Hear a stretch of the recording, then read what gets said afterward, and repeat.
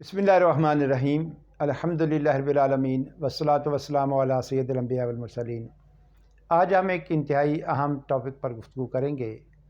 वो है कि मियाँ बीवी कैसे खुशगवार ज़िंदगी गुजार सकते हैं। कुरान करीम हमें हर शोबे में रहनुमाई फ़राहम करता है।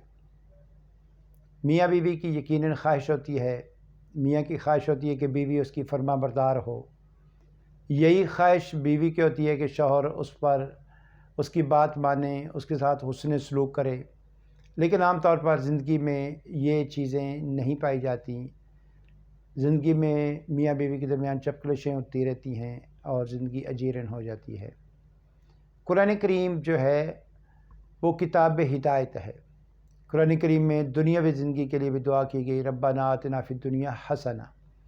इस हसना से मुराद माली खुशहाली भी है, ज़हनी आसूदगी भी है, और साफ ज़ाहिर है कि अगर घर का माहौल अच्छा होगा तो उससे ज़हनी आसूदगी हासिल होगी। कुरान करीम में जो क़सस बयान किए गए हैं उसमें फ़िरौन का किस्सा बहुत तफसील से बयान किया गया है। फ़िरौन एक मुतकब्बिर शख्स था। अल्लाह ताला ने उसको हुकूमत अता फ़रमाई, दौलत अता फ़रमाई, तो उसने इतना तकब्बुर किया, इतना नाफरमान हो गया कि उसने खुदाई का दावा कर दिया। लेकिन दूसरी तरफ देखें, उसी फ़िरौन की बीवी हज़रत आसिया, कुरान करीम में भी उसकी तारीफ़ की गई। हुज़ूर नबी अकरम अलैहिस्सलाम ने भी जो नेक ख़वातीन और जन्नती ख़वातीन हैं उसमें हज़रत आसिया का ज़िक्र फरमाया। ये क्या खूबी थी कि हज़रत आसिया को ये मुकाम मिला। उसमें यकीनन उनका तक़वा, उनकी सालिहियत और उनकी शख्सियत में जो खूबियाँ थीं वो मौजूद थीं। लेकिन इसमें एक खूबी उनकी नुमायाँ है, वो ये है कि उन्होंने फ़िरौन जैसे शख्स के साथ भी गुजारा किया। आज ख़वातीन की बात सुने, अक्सर शिकवा ये होता है कि मेरा शौहर मेरी बात नहीं मानता, मुझ पे सख्ती करता है और मेरे साथ जुल्म और ज़्यादती करता है।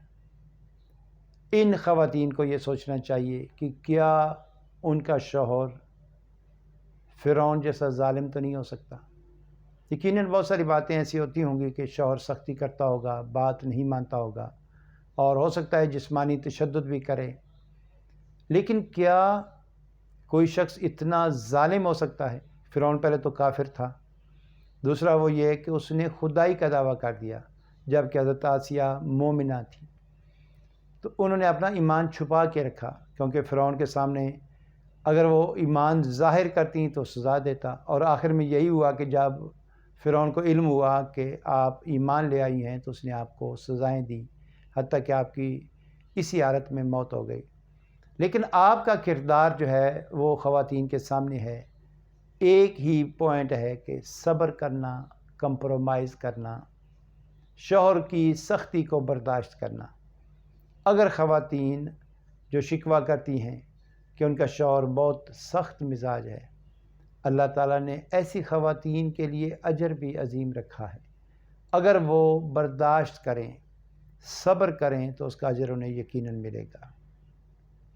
दूसरी तरफ मर्दों के लिए अक्सर उनका शिकवा भी होता है कि ख़वातीन उनकी बात नहीं मानती, उनके साथ हुस्न सलूक नहीं करती और इस वजह से जी घर का माहौल ठीक नहीं रहता। हर शौहर की ख्वाहिश होती है कि बीवी उसकी फर्मा बरदार हो। यकीनन ये मर्द का हक़ है, लेकिन ऐसा नहीं होता तो मर्द क्या करते हैं, वो सख्ती करना शुरू कर देते हैं। ख़वातीन भी आगे से उसी रवैये को सख्ती करती हैं या बात पहले नहीं मानती, अब ज़िद में आकर और ज़्यादा जो है वो नाफरमान हो जाती हैं, जिसकी वजह से घरेलू ज़िंदगी उनकी बहुत ज़्यादा डिस्टर्ब हो जाती है और बाज़ का ये होता है कि जुदाई तक और उनकी अलहदगी तक नौबत पहुंच जाती है। मर्दों को भी ये चाहिए कि वो इस चीज़ का ख्याल रखें कि औरत अगर बात ना माने तो वो भी इस पर सब्र करें, वो भी इस पर बर्दाश्त करें। ज़िंदगी कंप्रोमाइज़िंग का नाम होता है। और कुरान करीम में बेशुमार जो क़सस वाक़यात, उसमें सब्र, हौसला, इस्तिक़ामत, बर्दाश्त, इन्हीं चीज़ों की तालीम दी गई है। यहाँ हज़रत लूत अलैहिस्सलाम का हम किस्सा देखते हैं कि आप अल्लाह के नबी हैं, अल्लाह ताला के बरगज़ीदा बंदे हैं, जबकि आपकी बीवी وہ آپ پر ایمان بھی نہیں لائی تھی، کافر تھی، اور وہ اپنی قوم کے ساتھ اتنی محبت کرتی تھی کہ حضرت لوط علیہ السلام کی بجائے وہ اپنی قوم کے ساتھ شامل ہو گئی، اور جب عذاب آیا تو وہ اس پر بھی عذاب آیا۔ لیکن اس سے پہلے دیکھیں تو حضرت لوط علیہ السلام نے، اب یہ تاریخی حوالے سے اس میں کم و بیش سال ہو سکتے ہیں، لیکن زندگی کا ایک قصیر وقت ان کے ساتھ گزارا، لیکن ایسی نافرمان بیوی جو ایمان بھی نہیں لائی، اور حتیٰ کہ جو آخری واقعہ آتا ہے کہ آپ کے گھر میں فرشتے آئے تو وہ اپنی قوم کو بتانے چلی گئی، بلانے چلی گئی کہ آ جائیں جی ہمارے گھر میں مہمان آئے ہیں، اور ان کی قوم جو ہے صاف ظاہر وہ بدکاری میں مشہور تھی، تو وہ اپنی قوم کو دعوت دینے گئی اس بدکاری کی۔ تو اتنی ایسی خاتون، آپ صاف ظاہر ہے کہ حضرت لوط علیہ السلام کو کتنا دکھ پہنچتا ہوگا، لیکن آپ نے ان کو چھوڑا نہیں ہے تاکہ اللہ تعالیٰ کا حکم آ گیا اور جو عذاب آیا۔ تو مرد یہ سوچے کہ کیا اس کی بیوی جو ہے وہ اتنی نافرمان، یعنی کفر بھی کرنے والی ہے، اور اس طرح کے جو معاملات ہیں کہ گھر کی بات جا کے دوسری قوم کو بتا رہی ہے، تو کیا کوئی خاتون اتنی بری ہو سکتی ہے؟ تو ایک نبی کا کردار سامنے ہے کہ انہوں نے اس جیسی خاتون کے ساتھ بھی گزارا کیا ہے۔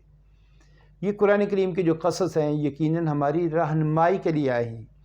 تو یہ زندگی گزارنے کا ایک خوشگوار فارمولہ ہے کہ مرد جو ہے اسے اگر خواتین کی جو برائیاں نظر آتی ہیں اس کو برداشت کرے، اور اس کی جو اچھائی والے پہلو ہیں ان کو سامنے رکھے گا، تو یقیناً اس کو حوصلہ ملے گا کہ میری بیوی میں اگر اتنی خامیاں ہیں تو کچھ خوبیاں بھی ہیں۔ ایسی خاتون اگر اس کو اپنے شوہر میں بہت ساری خامیاں نظر آتی ہیں تو یہ دیکھے کہ اس سے زیادہ ظالم بھی تو شوہر ہو سکتا ہے، اور اس سے کے ساتھ بھی خواتین جو ہیں وہ اس کے ساتھ بھی زندگی گزارتی ہیں۔ تو چلو اتنی خامیاں تو اس میں کچھ خوبیاں بھی تو ہیں، اگر برداشت کر لیا جائے تو اس سے ہو سکتا ہے کچھ عرصے کے بعد جو ہے وہ ماحول جو ہے وہ بہتر ہونا شروع ہو جائے، اور وہ شکوے شکایتیں بھی دور ہو جائیں۔ اس میں حضور نبی اکرم علیہ السلام کا اسوہ ہمارے سامنے ہے کہ ازواج مطہرات بعض کا ایسا مطالبہ کرتی کہ جو مطالبہ صاف ظاہر ہے کہ پورا کرنا مشکل ہوتا، لیکن آپ ہی اسمائلنگ فیس کے ساتھ خوشگوار موڈ میں ان کے ساتھ رہتے، اور کبھی چھوٹی موٹی ناراضگی ہو جاتی۔ اب یہ قصص حضور نبی اکرم علیہ السلام کے ازواج مطہرات کے ساتھ جو واقعات ہیں اس میں بعد ناراضگی والے واقعات کا بھی احادیث اور سیرت کی کتب میں موجود ہے، لیکن اس کو اتنی طوالت نہیں دی گئی کہ ایک کسی واقعے کی وجہ سے جو ہے یا کسی ایک کوئی انسیڈنٹ کوئی ایسی بات ہوئی اور اس کی وجہ سے ناراضگی اتنی بڑھ گئی کہ علیحدگی ہو گئی ہو۔ تو عقیدہ دو جہاں علیہ السلام نے بھی یہی برداشت کی تعلیم دی۔ حضرت زینب عقیدہ دو جہاں علیہ السلام کی صاحبزادی، ان کا شوہر کافر تھا، اور غزوہ بدر میں باقاعدہ کفار کی طرف سے اس نے جنگ میں حصہ لیا۔ اب اندازہ لگائیں کوئی بیٹی یہ برداشت کرے گی کہ اس کا شوہر اس کے باپ کے ساتھ جنگ کرے؟ لیکن حضرت زینب نے برداشت کیا۔ اب صاف ذریعہ عقیدہ دو جہاں علیہ السلام کی تربیت تھی، اس موقع پر بھی انہوں نے، اور آپ کو پتہ ہے کہ اس میں جب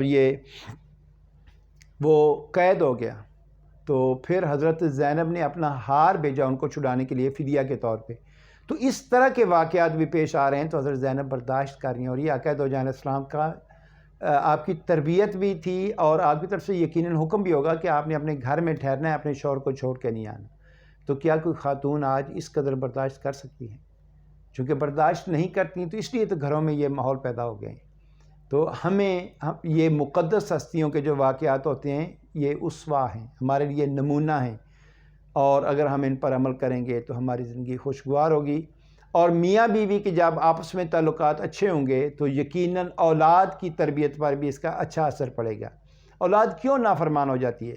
اولاد کیوں بدتمیزی پر اتر آتی ہے؟ کہ یا وہ باپ کو جب دیکھتی ہے کہ باپ ہمارا اتنا ظالم ہے کہ وہ ہماری ماں پہ ظلم کرتا رہتا ہے، یا وہ دیکھتا ہے کہ ہماری ماں بالکل باپ کی نافرمان ہو گئی ہے، تو اس کے اولاد پر بھی برے اثرات پڑتے ہیں۔